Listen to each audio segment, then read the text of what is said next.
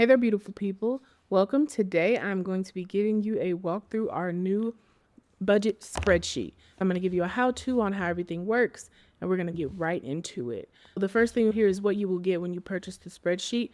The first thing that will pop up is this PDF. It tells you thank you, tells you that it's a digital product, non-refundable, how to access your sheet, all the things. When you get it, the first thing you want to do is click here where it says take me to my sheet, and it's going to prompt you to open it. Whether you have Safari, Chrome, whatever, you just want to hit open. And then it tells you here, would you like to make a copy?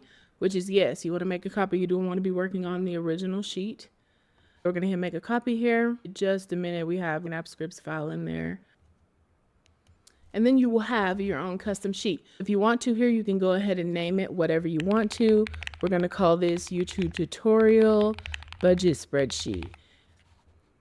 And there you go. It's all good and you're good to go. I'm going to put myself up here in the corner so that you can see. The first page you see here is the start page. This is where everyone's going to start. I don't know if I'm going to leave these numbers in. These are some of my own personal numbers I was working through. The first thing you see here is the start date. And what you want to notice here is you can start whenever you want. If you want to put it at January 1st of this year, that's fine. If you happen to start today, go to today. Today is technically March 18th. We're going to select that day as our start date.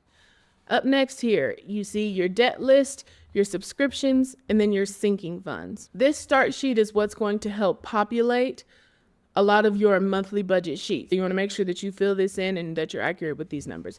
Let's talk about the debt list first. The debt list technically goes off of a debt snowball method. Ideally, you'd want to put these in order from lowest balance to highest, which I did not do. But technically, the first one here should be $4,351.03 and on down.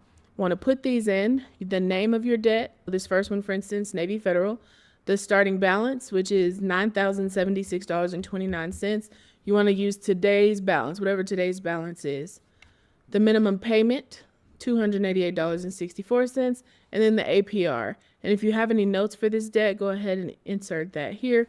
Put all of your debts here. The thing to note is that this is not for credit cards that you're leveraging. This is for debt that you are strictly trying to pay off. If it's something that you're using the card and paying it off, this isn't a debt that you want to put here. We didn't formulate it for that. Keep that in mind.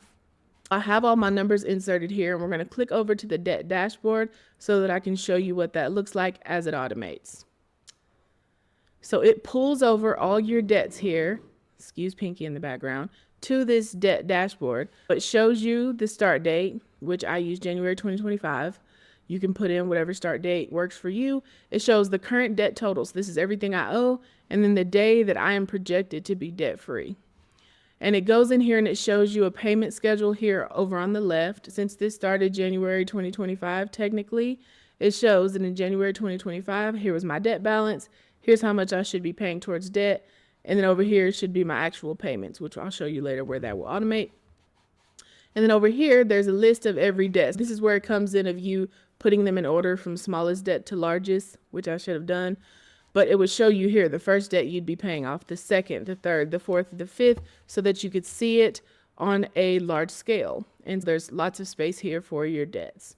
Here's our debt dashboard. Again, you don't have to add anything over here just yet.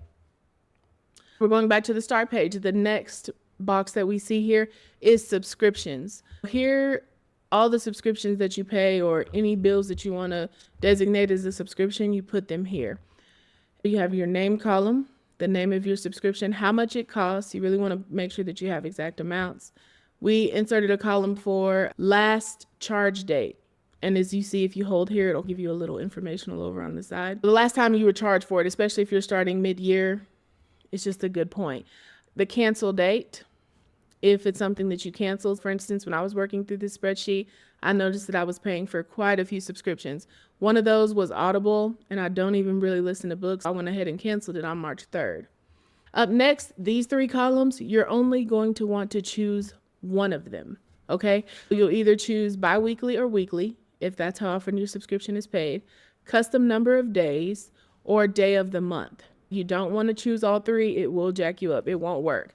the formulas won't work. You have to choose one or the other. Custom number of days is for people who like pay stuff every 6 months, or it's a subscription that comes up every 3 months. You put 90 days, but you only want to choose one of the three. We're either bi-weekly or weekly, custom number of days, or days of the month.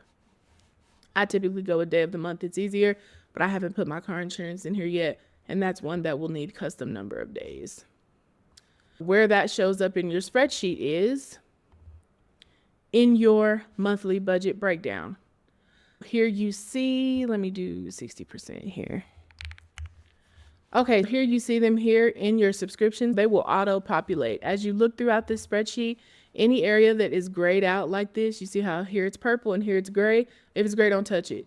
It has formulas there and it'll be pulling in the numbers for you. And if you mess with that area, you're gonna mess up your spreadsheet. Anywhere you see in gray, don't mess with those. The numbers are automated. Automatically every month, it's going to pull over your subscriptions and put it into your monthly budget. You won't have to mess with it. As you can see, as I click through all the other months, here in April, here in May, the subscriptions are already pulled over automatically. It'll tell you the budget for them. As you're working through your budget, I need 99 cents for iCloud, $43.15 for my FICO. And in the instance that, let's say, Ring, I added a new doorbell. Typically I pay $10.66, but say because I added in a new one this month, it was $14.56. You put in that actual amount and it will designate that amount for you. We'll check off that we paid it and move on, okay? That's subscriptions, that's how that works. Up next is sinking funds. All of your savings goals will go in this area. You want to write out the name of your sinking fund or your savings goal, the amount that you want to save. If you've already started saving, like if you already are a cash budgeter or you already have high yield savings accounts, the amount that you have saved for those will go here. Let me zoom in a bit. Okay, and then your goal date. Even if you don't have one, just think of something like December of whatever year you want to have it. You want to double click here and put in your goal date. And up next, is it a monthly, a bi-weekly, or a weekly goal? Is this something you are putting money towards every month, every 2 weeks, or once a week? Let's say for holidays, my goal is $4,000. I had $492 in that envelope. We started it on 3/1, this spreadsheet. And the goal date is next year in this same month. This is something I want to contribute to monthly. I check the monthly. For my Mania account, $5,000 goal, $220 in cash right now for it. Started it on 3/2. The goal date, 4 of 2026. And that's something, let's say I want to contribute to weekly, so it gives me that amount. You can do a variety. Everything is not something that we want to contribute to every month or every paycheck. You can choose and they can vary. Fill all of those in, you're good to go. If you want to leave yourself a note over here about a certain sinking fund, feel free to do so. Those will show up here in your monthly budget. As you see here in the sinking fund section, you can go ahead and pull those up. As you're working through your budget, it is blank. Let me show you April. Here's technically what it would look like if I was working on April.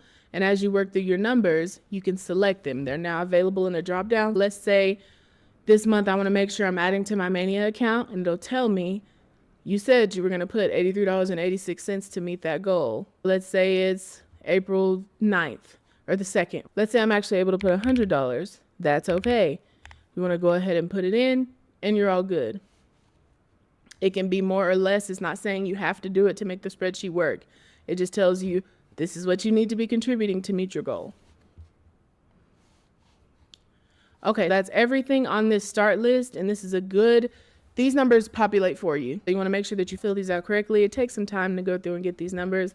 If you've already been working in your Intentionally Rich Planner, just pull the numbers over. That's what I did, and you're good to go. Next, look down here at the bottom. You see dashboard and sinking funds. They have locks on them. That means there's nothing in here for you to edit, okay? These are already auto-populated. The formulas are here. Don't touch anything in these pages. It's just pulling in your numbers from other sheets. First up is this dashboard. This is an overview of your entire year. It will show you how much money you've made so far, how much you've spent in expenses, how much your bills were, your subscriptions, your debts, your savings, and your investments. And you can see it category by category on a monthly basis. Over here in annual overview, you see income, how much I budgeted I was going to be making versus how much I really made so far. Expenses, how much I budgeted, how much I made, so on and so forth, and then you get a total. The same, it's broken down into income. You can see the January income, actual budget actual, so that you can have a visual of your year. It's a beautiful thing to be able to see, I'm on track for my investment goals. I'm on track for my debt payoff goals.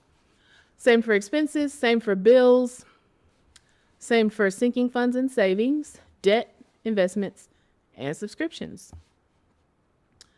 Up next, we have sinking funds. Up here, where we filled in our sinking funds here, remember, you see how these are grayed out. They're automated, and they also pull them over here again to this other sheet that you should not be bothering. It pulls them over here so you can see them in graph form. For instance, for holidays, I am 12% of the way to my savings goal. My goal date is March 31st of next year, a $4,000 goal. I currently have $492. I have $3,508 left to save, and there's my starting amount. You can watch the progress as you save, but again, this page automates. If your numbers are correct in the front, it will pull here correctly. We already went over the debt dashboard. Next, we are going to go over the bill calendar. This is another one that really heavily populates, but there is a little bit for you to do. The first thing you want to do every month is currently March. You'd want to go through and select the month that you're in and the year. We should be 2025 for now, but if you roll the spreadsheet over into next year and we haven't made any updates, you can choose the year. It will automatically pull in today's date and such. This bill calendar is based off of the upcoming pages we're going to talk about. It pulls over all of those numbers that you are supposed to be budgeting and paying for. Every day you should be able to see what money is coming out. For instance, on the 1st, I know that my mortgage comes out, the trash bill, and these are tests because I've been working on this spreadsheet. But all of it will be here, and then down at the bottom, it will give you a daily total for the spending of that day. If you have more than 5 items coming out that day, it'll be down here at the bottom listed in this notes section, just because to keep it all on one page, we only could fit 5. Also over here on the left, you can see the description. For instance, mortgages here on March 1st, the amount. Let's go talk about this budget sheet. If I go back here and I uncheck the mortgage, meaning I haven't paid it, let's go look at our bill calendar, and you see it's now highlighted in pink. And if it's pink, that means you need to pay it. This is another good way to keep on track with, I should have paid that and I didn't. Here's how much money is coming out this week. We didn't do weekly paychecks with this spreadsheet. It was too much. Again, as you budget weekly in your Intentionally Rich Plan, you can come here and see, okay, for the 1st through the 15th before my paycheck, here's everything that's due. It'll be over here in the left to remind you that, okay, you need to pay these things. This is coming up. Here's the total for that day. It's just another way to self-check and make sure that you can cover all your bills with your paycheck. That's all you bother on this bill calendar. It's not something you can type in. You can't do it. You'll mess up the formulas. It has to pull from your actual monthly budget sheets. And again, every month you just want to come in and change the month, and it will pull in the numbers from that current month. For instance, we are in March here. It's pulling in all the numbers that we have on our March monthly budget. Now let's talk through this monthly budget sheet.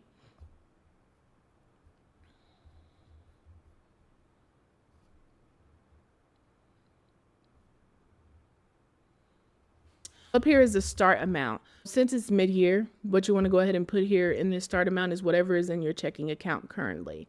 If it's $3.38, that's what needs to go here. Put that amount. Over here in, money out, projected amount in, projected amount out. Money in and money out are based on your actual columns. These numbers are how much money you actually had coming in and going out throughout the month. The projected amounts are based on your budget columns. These are the numbers of how much money you plan to spend and receive throughout the month. Okay, the balance by, if you double click the non-colored cell, it'll open up the calendar and you can choose a date, and this will show you how much you have in your account on that date based on the numbers you plugged into all of your budget columns. Meaning if you want to see by the 25th of the month how much you should technically have, you double click here, you click the 25th, and it will tell you according to whatever bills you put in, whatever subscriptions are here, whatever debt payments, here's how much you'll have in your account at that time. And that comes in really handy if miscellaneous things pop up, or a last minute trip, or the kids need something XYZ and you want to know, okay, how much money will I have at that time? That's just a good way to figure it out. So it's just a little tool that we added in here.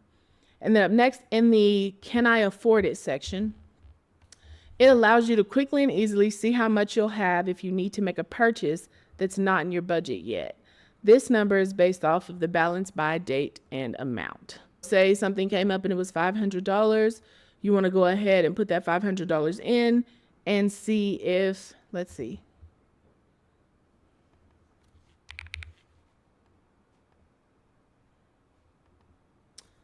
How much I want to do. Let's say I have $1,000 purchase coming up. It will tell me that will leave me with $20,514.61 if I spend that unbudgeted $1,000. It's just a way to check in the event that things come up during the month that weren't budgeted for, if you can really afford it, or how much that thing is going to put you in the hole. Okay, now let's look at these other columns. Up here, we have our month. That's automated. It'll tell you your balance and your projected end balance for the month. Here's how much you should have according to this number and your numbers here, and how much you should end the month with. First up is your income, and you want to go ahead and type in every income that you receive for the month, the date that you receive it, and your budget for it. If you technically receive $700 to $800 every week, you can put $700 for your budget. You come back when you get paid, and if it was $759.33, you put that in the actual column. The minute you get paid, you come in here and check off the incomes. And again, these incomes move over to your bill calendar. Okay, up next is bills. Same thing. You want to go ahead and come in here, type in all your bills. This is not one that populates or automates. You'll have to type it in. We have our mortgage. It's due on the 1st. Again, you can always double click here to select the dates. The budget for my mortgage, this is what I typically pay. And then once you get the actual bill and see what you actually paid, you come type that in as well. When you pay it, hit the check mark so it pulls it out of your money. None of these numbers up here will calculate until you hit the check mark. It doesn't consider it as paid until it's checked. You want to do that for all of your bills. For sinking funds, again, this is not something that you have to type in. It will pull it over. You hit the little arrow here on the right, and you select which sinking fund you want to go ahead and pay. Let's see if there's one I don't already have over there. Let's say rollover. Oh no, I didn't have that one. I think I have all mine pulled. But for holidays, it's due, let's say I want to do that on March 29th. Say that's the check I want to add to that sinking fund with. It will pull over this column. Remember, it tells me I need $269.85. Let's say I'm only able to put 100 towards it. That's fine. That's what I put here, and I'm going to check it off. So that's paid. And you'll see if I go over here to my sinking funds, that number will update over here. Same for investments. Investments you'll have to type in as well. What's the description? What are you investing in? When did you invest in it? What's the budget? What did you actually invest? Check it off. Okay, we're going to skip expense tracker. We'll come back to it. Okay, over here for subscriptions, like I said, these will auto-populate. These first 3 columns, you will not have to type a thing. All you'll be typing in is what you actually paid. So if iCloud was 99 cents and I paid, let's say, $1.07 with Texas taxes, that's what I type in, and then you just want to go ahead and check it off that it is paid. Same thing for all of your other subscriptions as you pay them. You just want to check them off and go ahead and write in the actual amount. My FICO, let's say it was $43.15 and we paid $50. This first column should be getting checked off. It's not. I'll go in and fix that. But it should check them off and gray them out as you go through and check them. Next up is debts. We're going to go ahead and pull our debts. Again, these are already here. Let's say it's time to pay student loan 2. Let's say I'm going to pay it on March 20th. It tells me I need to at least be paying $58.28. We know better, so we're going to at least try to pay a little bit more. So let's say we pay $100 towards that, and we're going to go ahead and check it off because that student loan is indeed paid. Last up here, we have our variable expenses over here in the corner. These are another one that automatically will populate with the actual amount. but I'll show you where. Variable expenses, again, for cash budgeters, it's gas, groceries, dining out, shopping, kids, pets, household, the things that you keep in your wallet. For others, variable expenses could be anything. You want to type in your categories like I did here. Let's say for gas, for the month, I wanted to budget $200. We don't mess with the actual column. We just want to put in the budget for these. Where those numbers are pulled for the actual column in the variable expenses is in your expense tracker. For example, let's say today's the 18th. Let's say I went to Circle K today, and let's say I spent $50. I spent it in my gas fund. Let's say I gassed up my truck. Okay, and where we're going to see that update is here at the bottom. In the gas fund, you'll see that $50 is spent from our variable expense funds. My $200 budget, there's $50 already gone. As your expense track, it will update your variable expenses. And that's pretty much it. Up here at the top, you can see it in graphs, your spending, your income versus your outflow. And it's just a good way to keep up with how much you are actually spending, saving, investing, and paying towards debt. It's over here in percentages, where you can see how much you spent towards bills, variable expenses, investments, sinking funds, debt, all that good stuff, as well as in this flat chart here. And that's pretty much it. The big thing is just don't mess with the areas that are grayed out. Every month, though, you come through here, select a new month. You can see the numbers that are automated here for you, and you can see where you can pull all of your other already preloaded categories in. All you should really be having to type in every month is your bills and your income, as well as your expense tracking, and if you do any investing. But everything else, it should be able to automatically pull everything over. And as you're working through these months, this dashboard here will update. Seeing that it's March, unless you are willing to go back and write in all of your numbers for January and February, you'll be short 2 months. But as you continue to use this spreadsheet, it will continue to show you month over month what your inflow versus outflow looks like. So all those numbers that you put into those monthly sheets will pull over here to this dashboard so that you can see, okay, my bills have been doing good. I've been staying under $5,000 per month on bills. Or this month, bills were really high. What was going on here? It's just a good way to make sure that you understand where your money is going. That's everything for this sheet. As always, if you have any questions, don't be ashamed to send us a message and let us know. If anything pops up in the spreadsheet that's like an error, it happens, y'all, with all these formulas. Let me know and we'll dig into it on the back end. But other than that, you should be good to go. Make sure that you tag me as you're doing your budgeting so that I can see how everything is going. Let me know how you're liking it. If there's something that you think, hey, you can make an adjustment here and that would be really great, let me know. But other than that, the link to this spreadsheet is going to be in the description. If you came here via the link in the PDF so that you can learn how to use it, happy saving. Share with a friend, have them come budget the spreadsheet so everybody can be on top of their personal finances, okay? Again, thank you guys so much for watching. I will see y'all next time. Bye.